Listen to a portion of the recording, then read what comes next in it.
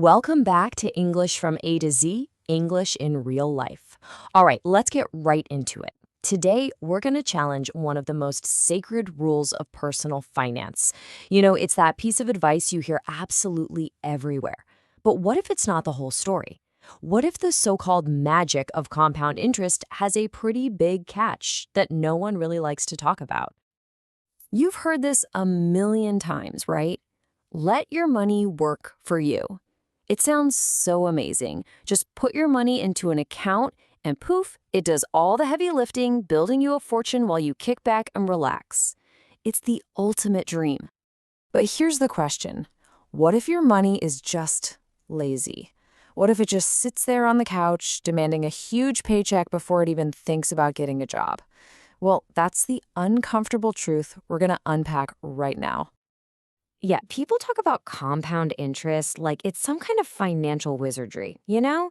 Like it's the eighth wonder of the world that automatically turns a handful of coins into a mountain of gold if you just give it enough time. And look, on paper, the idea is beautiful. Your money earns interest, and then that little bit of interest starts earning its own interest. It's this snowball rolling downhill, getting bigger and bigger, faster and faster. But, and this is a big but, what they don't always tell you is that the snowball needs to be a pretty decent size before it can pick up any real speed.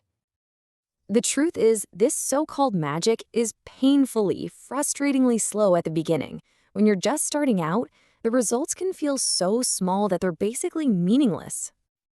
Let's just use a simple, relatable number. Let's say you've worked hard, you've saved up $100, and you are ready to put that money to work.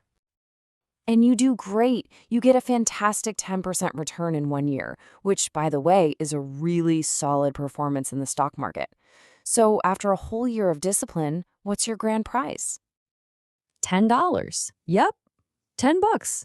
Enough to buy a fancy sandwich, maybe. I mean, your money is technically working, but let's be honest, it's not exactly changing your life, is it? Okay, now let's change just one thing. Let's imagine you're starting out with a much bigger pile of cash. We're keeping everything else exactly the same awesome 10% return, the same 1-year timeline. The only thing that's different is the starting number. $10,000. Now that is money that is working for you. That can pay for a vacation, cover your rent for months, or be a real chunk of a down payment.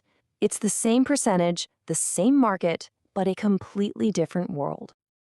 And this is where that feeling of frustration really kicks in. Our source material for this explainer nailed this feeling perfectly. It says it doesn't feel like progress. It feels like waiting in traffic while everyone else seems to be speeding by. You're making $10, you see someone else make 10,000, and it is so easy to feel like the whole game is rigged and just give up. But this isn't about luck or some secret club. It's just simple, cold, hard math. The single most powerful factor in the compound interest equation isn't the rate of return. It's the principal. It's the amount of money you start with. And when you zoom out over a decade, the difference is just staggering. Look at this table. You start with $1,000 at a solid 8% return. After 10 years, you've gained a little over $1,000. Okay, not bad. But look at that next line. With $100,000, that same 8% generates over $115,000 in profit. Same time, same rate, but the starting line changes everything. This is literally why you always hear that saying, the rich get richer. It's not a complaint, it's a mathematical fact. When you have a large amount of capital, your money does the work that a person would have to do. A 7% return on $1 million is a $70,000 annual salary, earned without lifting a finger. So what does this mean for you? It means your strategy has to be completely different when you're starting out. While wealthy people are focused on optimizing for an extra 0.5% of return, your focus has to be on something way more fundamental, aggressively adding to your principal. You're doing the unsexy work of building the foundation so that one day the math can finally take over for you. So if the fancy returns don't matter that much at the beginning, what does? Well, this is the most empowering part of this whole thing. It's not about what the market gives you, it's about what you give to yourself.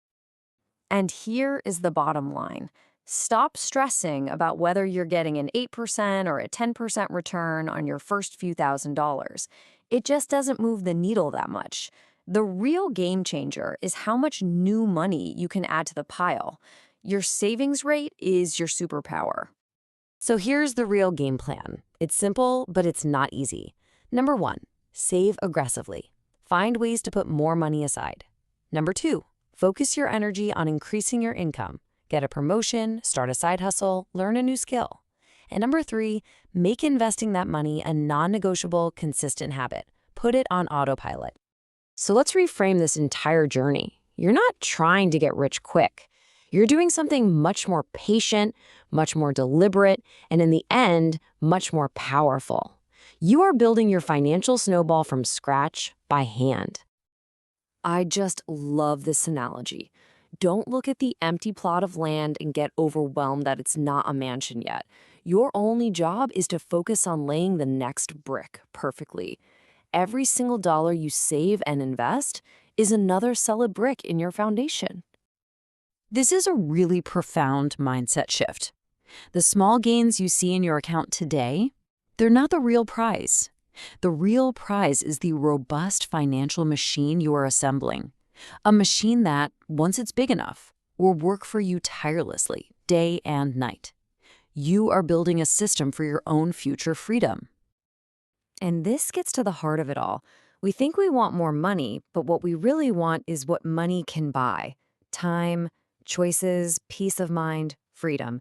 Every dollar you put away today is a down payment on a future where you control your own time. And that is what true wealth really is. So forget about the magic and focus on the work. The math will eventually tip in your favor if you just stay in the game long enough. The real question isn't, when will I get rich? It's, what kind of foundation for my freedom am I willing to start building brick by brick today?